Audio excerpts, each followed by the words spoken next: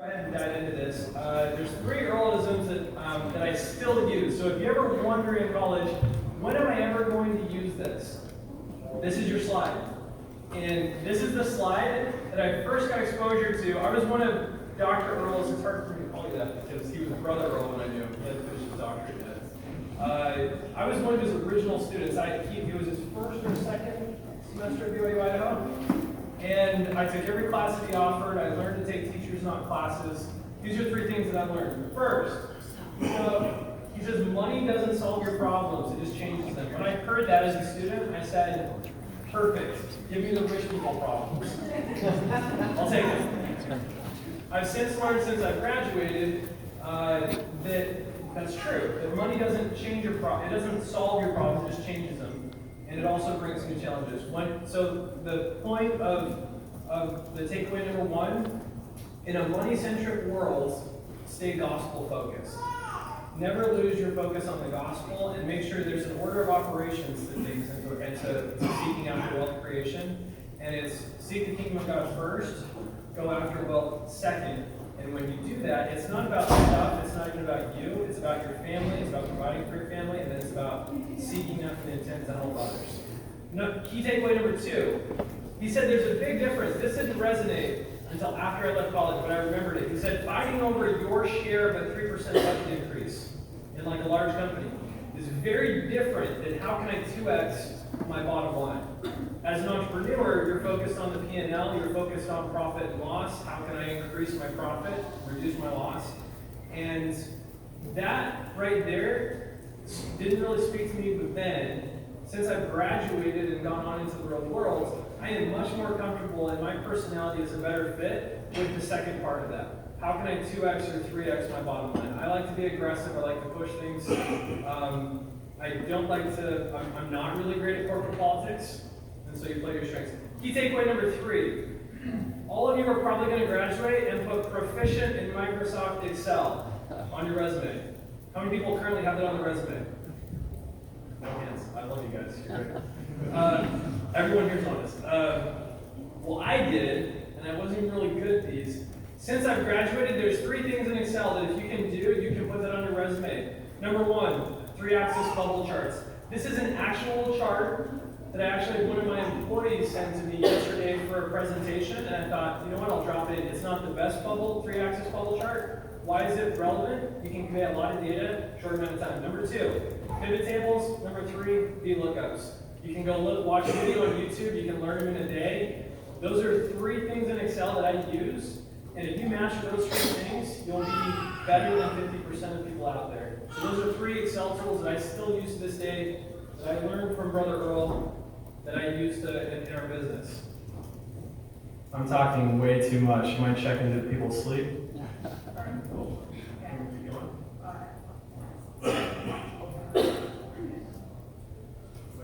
Is it working? Yeah. Everybody's got it? I'll walk through this really quick. I'm going to stop talking. This is why you get married, guys. Okay, so the best part about Jed is he's pretty honest, and it's a good thing and a bad thing. But when I met him, he was working in finance, and it was really hard. And he worked for a boss, and his boss had a number of things that we could read him here, and it was really hard on him. And eventually, out of his big class, of a couple hundred people, he was like number 17 to be fired, and all the other people were fired before him, and he got cut. And at that point, he was living at Nathan Neely's parents' house. How many of you know Nathan Neely? He's right on the far row. I actually slept, this is true, 8 years ago, I slept in his sister's bedroom on the princess couch to save money for a wedding ring so I could marry her. True story. So he worked really hard, and sometimes things don't work out. So at the end of the day, we got married. That was the next step. So we decided to take a 6-month honeymoon, and I quit my job. I didn't have a job, it was perfect timing, and we went around the world, and you know what, we loved it. It was great. It was the best 6 months together, and I'm glad we had that together. But then when, there's a lot of pictures, but then when we got back, you know, it was back to reality, and I think this is where Jed learned a lot about himself, about what he wanted to do, and what the opportunities and possibilities are. And he continued to try to pursue a career in finance. And I helped him, and I was working full-time, and I had a great job so I could support us. But for reference, that's called a sugar mama. it was great. It really was great, and it was hard, and we worked really hard. And every day I come home and I say, "So what did you do today?" And that I think was kind of hard on him. And he thought, "Oh, I'm going to be an entrepreneur. I'm just going to figure it out online. I'm going to sell something." Nothing was really panning out. And he still kept applying to jobs in finance, and nothing was working. And this is the point where he accepted a job through somebody in the board, and it was in sales, and he ended up learning e-commerce. So all my friends went to business school. I took the GMAT for the first time in my life, found out I was stupid on a standardized test. I was shooting for Harvard like everybody else. I landed somewhere like middle of the road for maybe BYU. Not that that says anything, but I did not get the GMAT score I was looking for. So all my friends went back to business school, or a lot of them did. 2 years after I graduated, I was making the exact same salary. And I took a lower position for a worse job that had nothing to do with my education. That was where I got my first exposure to Amazon. So what's the takeaway from there? What is the difference between entrepreneur and unemployed? Everyone has their own definition. Here's mine. Cash flow. If you aren't cash flowing, then at some point you will have to go back to the quote real world and quote get a real job. And for me, saying I'm an entrepreneur, wanting to start a skinny jeans company, but not really making any money, burning a lot of time. Like saying I wanted to start like this cupcakes business, it's a long story. Bottom line, it didn't work out. I'm glad. I hate cupcakes. All those experiences, I basically want to set the stage for the truth is like, I failed quite a bit, and I actually had to pivot a lot. And I'm probably the only person that's going to stand up here and say, I was fired 3 times, and I actually tried hard at my job not to get fired. Right? So that's just giving you a context for this was not like a Cinderella experience for me. It was actually very difficult. And to be honest, one of the last times he got fired, he came to me and one of the last times. You don't want to hear that, by the way. One of the times he got fired, he came to me and I was like, well, what are we going to do? I'm pregnant with twins, and how are we going to support our family? And it was a pretty hard realization that he had to get another job. And that was okay, and I think this is kind of where the story changes, and this is where Jed realized he was really good at Amazon, learned enough, and was able to help other people sell things on Amazon. There's a book called Principles by Dalio, and I'm going to mention it later on in the presentation. Write that book down. If you don't do anything else but take away from this conversation, it's one of the best business books of our generation. It's one of the brightest minds in the last decade. He founded Bridgewater Assets, $160 billion in assets under management. Very smart guy. This is one of he has work and life principles. This is one of his principles. Embrace reality and deal with it. And the reality is that I was not great at following orders and doing like, I often thought I could do things better. And sometimes I was right and sometimes I was wrong. But what's great is he talks about hearing the click. When I got exposure to Amazon indirectly, they just kind of handed me some online sales stuff, small company, you're going to do Amazon too, you're going to do a lot of other .com stuff. I heard the click. Why? Because at one point in my life, I had gone door to door to sell stuff to make money. Not the most efficient model. The first time that I made a few clicks on a Friday and came in Monday to 150 grand in POs, I was hooked. And that was the click for me. That was when it was like, I like this. When I'm good at this and it's not that hard, I can make some clicks and come into like, hey, this is great. Like, I love this. So, here's four real-world lessons I learned after I graduated. Number 1, pick mentors first, salary second. I did the opposite. Highly recommend, do not repeat my mistakes. Why is it important to pick mentors? Because most of you may or may not go on to be entrepreneurs when you first graduate. And if you do, I admire that. I have a buddy from our same cohort. His name is Max Lowe. He lives in Canada. He runs a hot dog wiener shop. And he's been so successful that for the last 10 years, he's grown this massive beard and sells hot dogs, and tourists still want hot dogs. I admire the guy to the core. That's a real entrepreneur. There's a line that I'll share with you. I know that we keep patriarchal blessings very close to the vest. I felt impressed to add this line and share it with you. It is this: always be willing to listen and to learn. Elder Bednar gave a talk in a BYU devotional called Quick to Observe. And if I could communicate to you one thing, learn the skill of being quick to observe. I learned to read the signs of the market, how to listen to demand, how to understand something, how to learn from other people's things they did well and things they didn't do well. I was around a lot of entrepreneurial CEOs, and I took jobs, not even intentionally, but I had opportunities that came my way where I was able to learn from people smarter than me. If I give you one piece of advice, pick mentors first, salary second. I didn't do that. I thought $50K coming out of school was like it, and I had made it. But 2 years later, I was back in that exact same boat. You want to have a future? Look at people 3 to 5 years ahead of you and go work around them, because you'll learn what you don't know. So the key takeaway there, learn to be quick to observe, learn and then act. Lesson number 2, don't try to create demand. Capture it. I spent a lot of time working on products where we were trying to force things on the market. For example, we were trying to convince, and this is actually a very good company, and I was amazed at the niche that they had carved out. They carved out millions of dollars a year in selling yellow reading glasses to computer gamers so they could game longer, because 10 hours a day staring at a screen wasn't enough. I'm not going to ask if that applies to any of the males in this room. That's a bad joke, you don't have to laugh. But the point was that it was essentially like trying to sell ice to penguins. Hey, it honestly, in reality, is pretty hard. Why don't you go sell them a vacation to somewhere warm, like Hawaii? They'll buy. And so I learned that if you listen to the market rather than trying to find it, look at the structural trends, look at what the numbers are saying. The data doesn't lie. What do people want? What are they looking for? What's not in the market? Don't push the rock uphill. So if I can say anything, when you look at your ventures, you might start to plow really far down a route. You might go raise capital. You might ask mom and dad for money. You might borrow from your inheritance. You might go to your grandparents. You might take money from really smart people, and they're going to be responsible for it. Make sure that you start with the marketplace, with demand. And that's what I love about Amazon. Amazon is a great indicator of real-time demand. We'll get into the numbers on Amazon. Start by looking at Amazon to see if it's a good idea or not. And with very, very few exceptions, if it's not on Amazon, maybe it's not a good idea. Consider that. Lesson number 3, be kind, but be hyper-competitive. What does that mean? People often I often heard about the Mormon way of doing business, or what are Mormons like in business. And I've learned that I've worked with people who were Latter-day Saints and not, who are extremely honest, and who were better Christians in some cases than I was. It's okay to compete in the marketplace and be very aggressive and to, in an ethical way, win.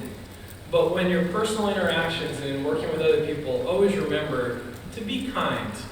And it's a tough balance sometimes to strike. It's not very often. I work for people who were very kind, but were also very hyper-competitive. Those are traits that are undervalued for a CEO and for an entrepreneur. So this is an example of someone that I worked with. And you can see the red line here is in January of last year, they were doing $0 on Amazon. $557. I can't tell you the name of the company for confidentiality reasons, but I can share this data. If you look at the blue line today, they're going to cross $100,000 a month. This month, they're probably going to do closer to $120,000. And that is, you can ramp a lot faster than that. So they're approaching a $2 million run rate and increasing. How did they do it? By listening to the marketplace and selling something people wanted and that there was demand for it. So one of the other things I learned is that if you do get fired, or if a company says we don't want you, or if something bad happens, you know who the next most likely person is to hire you? Their #1 competitors. So the bottom line, if the Yankees make you a free agent, go to the Red Sox and ask for a job. Lesson number 4. This is the point of my presentation today. Have a side. How am I doing on time? What time is it? Cool. Great. Am I boring everyone? Raise your hands if you're bored. Nice, I like you. One honest guy in the room. Lesson number 4, always have a side venture. Here's why. What you do from 9 to 5 is probably the same as what everybody else does. What can differentiate you And I'm not proposing that you never sleep. I'm not proposing that you never see your family. But instead of sitting on the couch from 5 p.m. until 11 p.m., 1 or 2 days a week, start doing something to generate cash flow outside of your normal paycheck. And if you can start to cash flow outside of your normal paycheck, you will start to have a side venture. And what does that mean? It means you generate cash flow from a source other than your full-time job. There is no reason why everyone in this room couldn't do that. You have the most valuable resource at your disposal, which is time. As you guys progress and as you guys get old like me, you'll realize time is your most valuable asset. And you have a lot of time. You're in the season of your life to treasure up.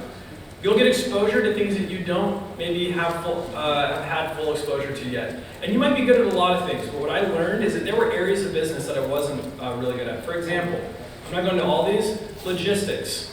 How does a product get from one place to another? Intellectual property law, how do we name it and then protect that name? Like sourcing and R&D, how do we come up with the right products and make sure it's something that then we can price competitively in the market? The tipping point for me was when my side ventures was almost at the point where it equaled my full-time salary. That was the point where Mickey said, hey, we just built a house, we just spent all our money, the twins are 2 months old, you should probably quit your job and go just work for yourself. Which is a lot of faith in someone, given that like my track record up to this point was not great. So having somebody behind you with you is great. My partner has been Mickey. She's the reason I've been successful. And you'll see a lot of that success embedded in this presentation today. But if there's one key takeaway, close the cash flow gap before you quit your full-time job. One lesson I learned from a high priest in my ward is that it's easier to find a job with a job. When you don't have a job, that is the worst possible time to follow your dreams. Go get a job that makes money, pay your bills, feed your family, then go back to working on your dreams before work, at lunch, after work, whenever. This is the only time you'll see the color orange on my presentation today. Why? Doesn't matter, I just thought maybe it'll stick out. I call this is the phase of life I'm currently in. I'm not in the crash and burn phase, I'm not in the bliss phase. I am currently in the Amazon and the double doubles phase. We have 2 sets of twins. You get it. But my key takeaway here, family comes first, everything else second. And I asked one guy, like, why do you work? It was somebody I really respected. It was a corporate recruiter. He'd given me lots of advice on my resume. By the way, for resume advice, academia is great. Go get guys who are getting jobs, and recruiters I found them to be much better resources for help on your resume and getting jobs. But he said this to me. He said, I tried to sell insurance, it didn't work. And then I tried to do this and it didn't work. And I was a seminary teacher and then wanted to go do something else. And he said, now I work for milk. When I was in college, I didn't work for milk. I worked for date money, I worked for trip money, I worked for hey, I need to pay my cell phone bill money. When you have kids and when you start a family, the reasons and the motivations of why you work will change, and you will be blessed with additional drive. So what do I actually do? What am I actually here for? My most favorite topic, do I actually work for Amazon? No. Does that surprise anyone in this room? Maybe, okay, cool. Man, you guys are not am I that boring? It's okay. You can raise hands, I'm not gonna call on you, I promise. What do I actually do? I run an Amazon-focused digital agency. What does that mean? It means that people go to Google to look. They go to Facebook to see what their friends are doing. They go to Amazon to buy. And so because there's a much higher intent to purchase, that traffic is inherently more valuable. And I don't work for Amazon, but I do a lot of work on Amazon, on the platform. And I basically am the connection between Amazon and brands. Brands have products, they have inventory, they need sales. Amazon has sales, they have loyalty, they have customers, they need products, inventory, catalog. I'm sitting in the middle, I make those connections, people make money, they pay me a portion of it, life is really, really good. So this is Amazon by the numbers. I want to take a 30,000-foot view and just give you essentially the gospel of Amazon in a few minutes. When I was in Dr. Earl's classes, if you look back here in 2008, This graph is probably one of the most important that I'll show to you because my entire career and my twins are riding on the basis that this will continue to go up. This is a multi-year shift, a structural trend. What is it saying? It says that people are buying and clicking on their phones and on desktop, on mobile, on the internet, more than they're walking into stores now to buy stuff. When I graduated from college, it was around 3.5% to 4%. Now it's almost 10%. Doesn't seem like a lot, but that's increasing. So at the end of the day, if this was a persuasive speech, I would tell you, trading stocks is great. It's really hard to make money there. Like, it's really easy to make money on Amazon. It's a lot of work, but you can do it. And it skews to a younger demographic. So for me, your key takeaway, base your career or your startup that people will click and buy more stuff online in the future. Do stuff that works online, and then it doesn't matter where you live, doesn't matter where you are, it doesn't matter if you are on your phone or on your desktop or you're in the car. Like, Amazon literally never sleeps. They used to say Wall Street never sleeps. Amazon never sleeps. People are buying stuff on their phones 24/7, 365. I'll come in at I'll wake up in the middle of the night at 4 a.m. and people are buying stuff, and I'm like, who is up at 4 a.m. buying dishwasher detergent? I don't understand this. And they are. So that's the 30,000 foot view. 90% of sales happens in brick and mortar retail. 10% happens in e-commerce. I think that will grow. So that's going to go to 12%, 15%. That's a trend that will benefit you. That's a multi-year trend. It's a pretty safe bet. The second thing, of the sales that happen online, 70% happen in the top 10. So most people are going to say, let me do a startup. Let's get our website. Let's go pay a developer, and let's get our website up there. Let's get a Shopify and a button. That's cool, but even Nike.com and everybody else, Tesla.com, is fighting over only 30% of the pie. Look at this graph. Amazon is over half, or almost half, of all online transactions, and that share is increasing. And if you look at the other sides, has anyone bought anything from HomeDepot.com in this room? You're the man. I like you. Man, I think there were a couple others. The point, not a lot of people are doing, not a lot of percent of sales are going through the guys. So if one player has half of all online sales, make it easy on yourself. Start on Amazon, get that right. Now, what's the big deal about Amazon? They're one of only 2 companies on the stock exchange right now that's $1 trillion company. What's different is that Google has a relevancy engine. Apple they had Steve Jobs. Amazon has a momentum model that's very different. And they put a tremendous amount of pressure on price.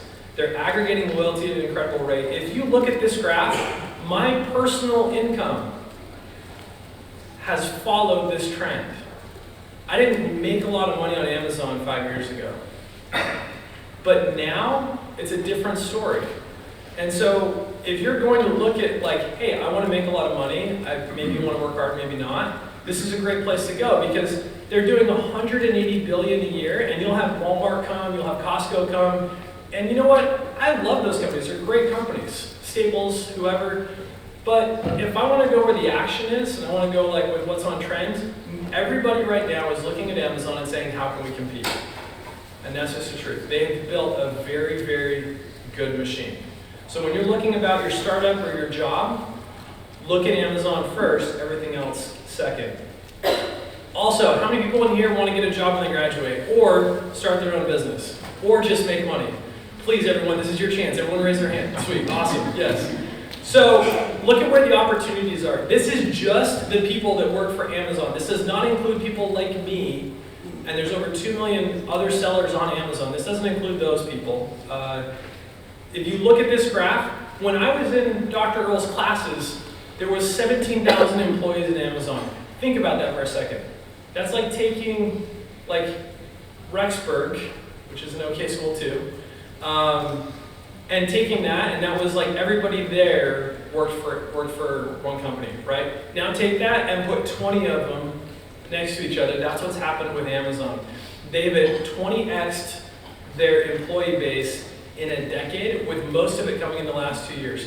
This graph tells you there is an insane amount of demand for Amazon-related talent, and there is an extremely low supply of people that understand e-commerce and Amazon.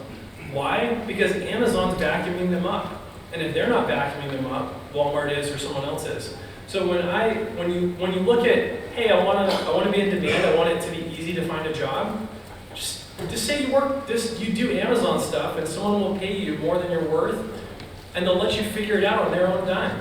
This is where the jobs are. When you want, like, if I want to get a job tomorrow, I literally just like send my resume to 3 people. I have people call me all the time and say, hey, come work for us. And I say, no. And they say, well, can we just work with you kind of? And I'm like, sure. And they pay me money and it's weird and it works.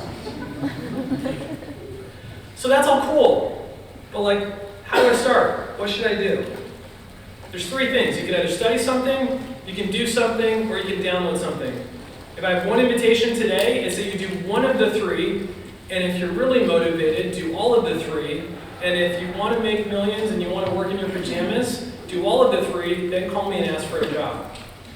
Number 1, I talked about it earlier, Principles by Ray Dalio. This and The 4-Hour Workweek by Tim Ferriss are 2 really, really good books. I think Dalio and Jeff Bezos, the founder of Amazon, I think they're the 2 brightest business minds of our generation.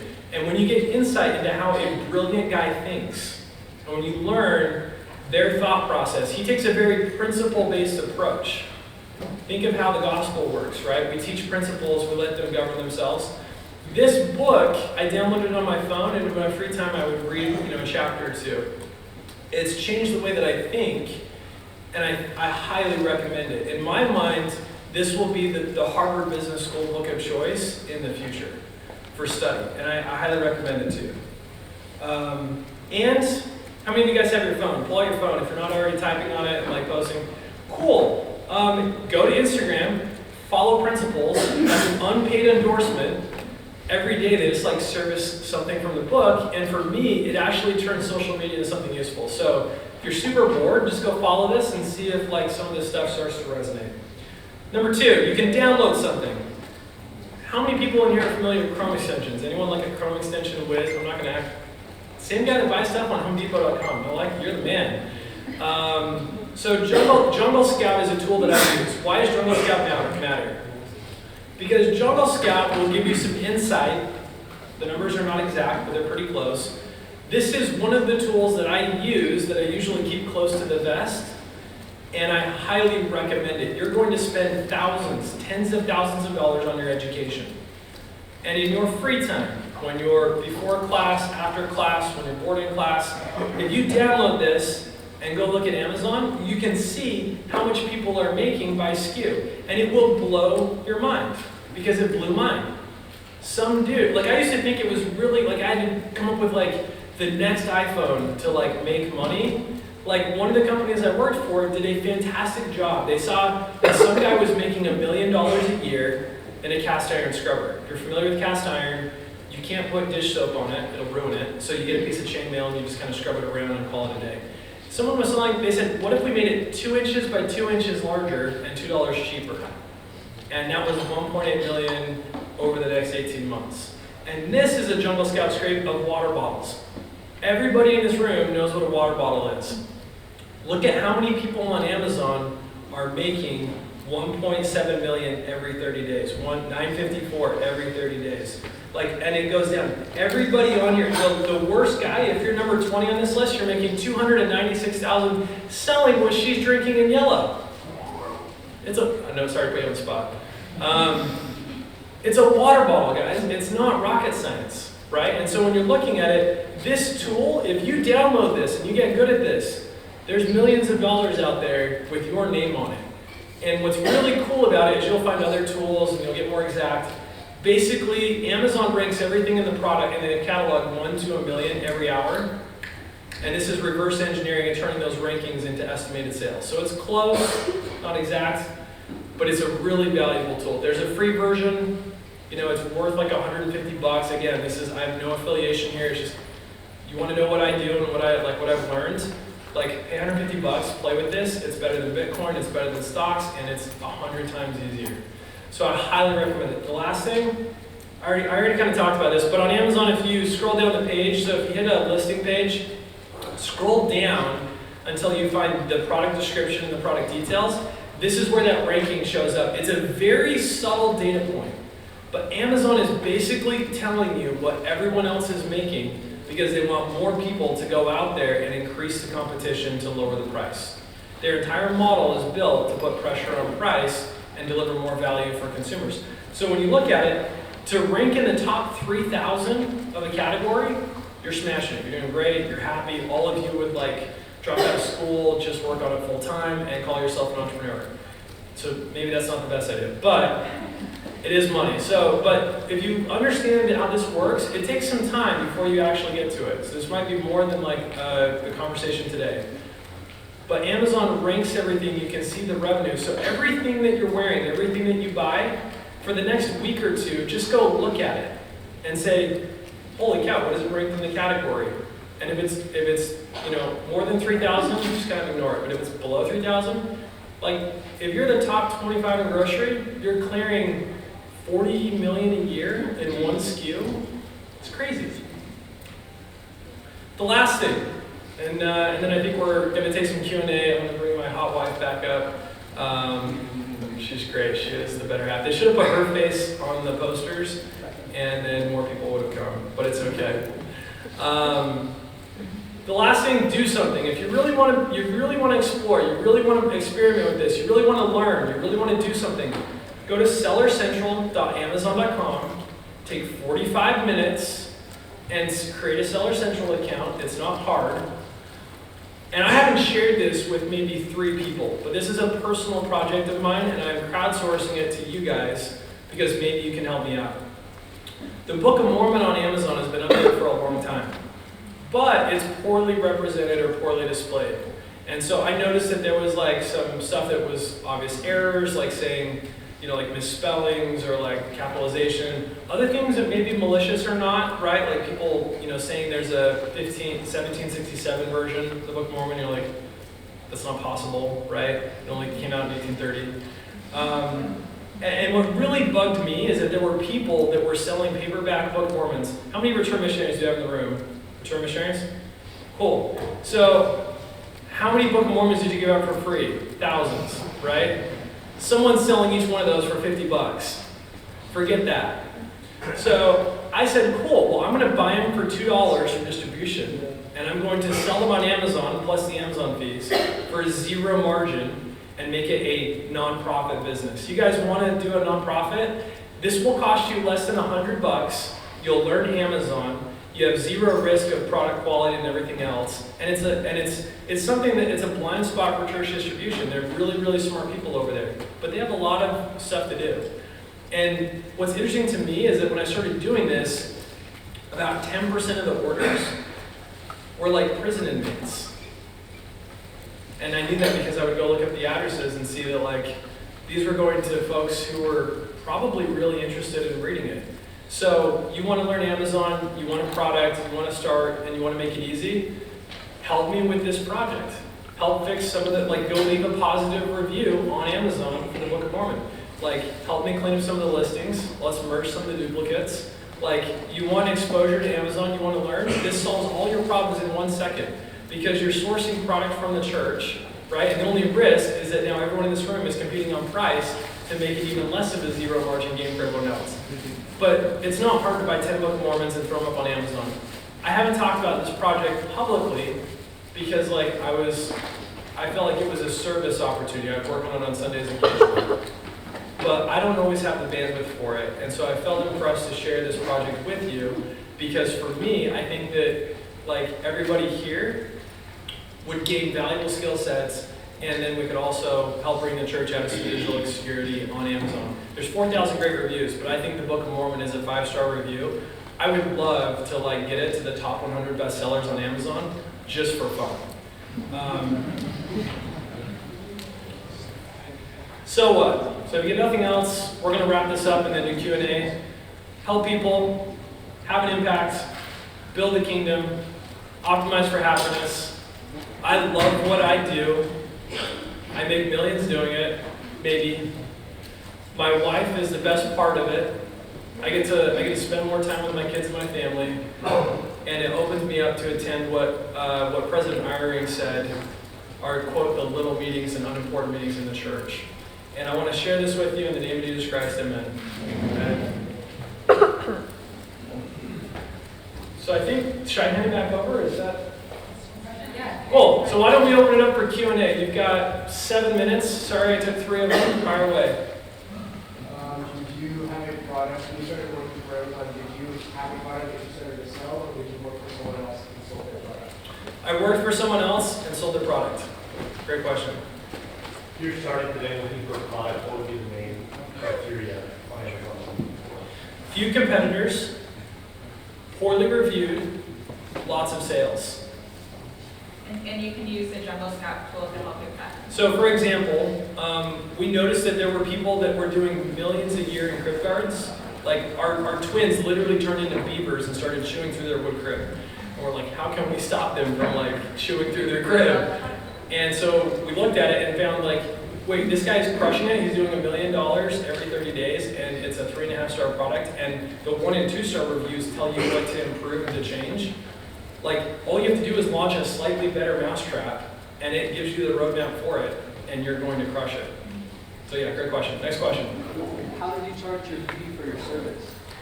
Great question. Usually a hybrid structure. I start with the value I can provide and the revenue the business is currently doing, and then go from there.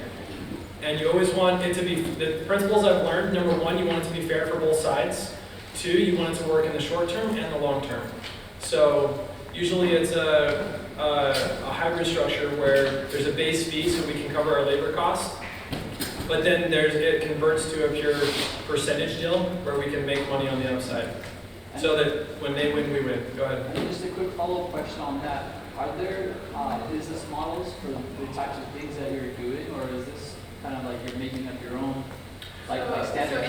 Interestingly enough, so there are a lot of digital agencies out there, and a lot of them do kind of a full stack, right? So they offer social, they offer marketing, creative, copyright, all kind of a whole gamut of different things, as well as Amazon and the e-commerce website design, things like that. So our primary focus is we kind of stripped all that away, and we only focus on Amazon. So it's kind of a unique model. There's not a ton of Amazon-only agencies, so I would say it's somewhat. And we're essentially Amazon consultants. You can be a reseller, an Amazon-only distributor. You can be, there's a lot of different models on Amazon. I just gravitated to the one that was a good fit for my skill sets. Good question. Go ahead. So you work with people that are selling stuff on Amazon, right? We work with, most of the time they're already on Amazon. If they're not, we'll get them set up. So like, when you like work with them and tell them what they need to improve and stuff, or do you We actually do it. So everything from A to Z. So we just say, we'll tell you where to send the inventory. We'll handle just about everything else from there.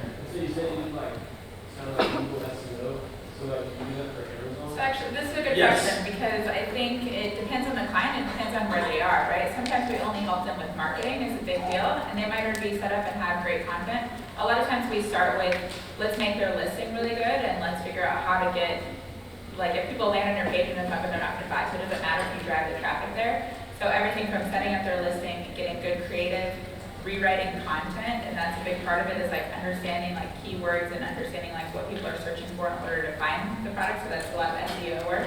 And then updating their listings, doing the marketing, and then helping them get the product there. A lot of times they're like, well, I have all this product, what do I do? And if they send it in, sometimes it might not make it there. So you need to teach them and understand the process and logistics and help them and guide them and talking with them and working with them. Jed spends about 10 hours a day on the phone. Every company, from a small company to a large company to a startup to a Fortune 100, has an Amazon problem, and it's usually the number one problem on their mind. So if you walk into a CEO or a company and you say, I'm here to solve your number one problem, they go, oh my goodness, I'm so glad you're here, right? Sometimes.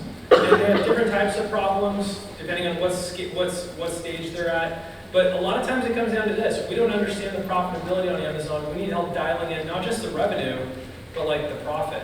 And when you can count all the nickel and dime fees and you know the accounting backwards and forwards, that's a really good tool. So I put this in the appendix. It'll be uploaded after if you want to go look at the video after, if you want the presentation. And I'm happy to share the model or the template. Great question. So you say you consult. Do you approach them and talk to them about their product, and then you help them set it up on Amazon? Good question. In the beginning, I approached a lot of companies. I would apply to Amazon jobs, people that were posting jobs on Craigslist or other sites. I'd apply for the job, nail the interview, but a lot of people didn't want to pay that much for that type of work. And so I said, cool, well, if this is like part-time pay, I can do part-time work, and we'll still get the job done for you. And that turned into now most of our business comes from people that know we do a good job, because we really try hard to work hard and deliver value and grow the revenue. And if you can do that for clients, they'll keep you around. Then they'll brag about you to your friends. Half of networking is not doing B+ work. Half of networking is doing A+ work, and then people brag about it to those around them. Yeah, and a lot of people find us now, like we don't really advertise or do anything like that. They would say, hey, we want to work with you, what's it gonna take? Our team keeps trying. Questions? Any other questions? What was the name of the company? So it's raw AMZ. So I learned a couple things about naming ventures. Number one, most companies die in the naming stage. Just name it and move on. So just name it and move on. So we said, all right, cool, we're going to time box this. In the next 5 days, we're going to name it. So we named it Raw for Rawson, AMZ for Amazon. I wanted a 6-letter domain that was short. And now people are like, cool, Raw AMZ is here to help us. So the cool thing is that you can make money and your name is like, it's cool, it works, it's great. Like at some point, will we rename it? I don't know, we don't have to, but it worked. I just didn't want the company to die in the naming stage. I've literally had ventures die. We all sit around and think about names and never go out and sell a unit. What would you say gave you the most experience that way you could do what you're doing now? A mission, serve a mission. And I'd say just try it. I think logging in and trying it, actually doing it, because we went through this presentation probably 15 times, and we had more steps to actually teach you how to do it. Just log in and try it. Like a hands-on experience is going to be your best experience for you. So try it, try a product, see if it sells. If it doesn't work, try another one. Just keep trying and learning, and I mean, you'll kind of teach yourself. It's all on YouTube too. Like YouTube, people have ebooks. Any question you have, you Google it, it's there. So it takes time. We're going to wrap it, so that I know that I want to be respectful of your time. Thanks for letting us come, guys. And we'll be available if you have any other questions, and we'll be on campus for a couple hours. Thank you.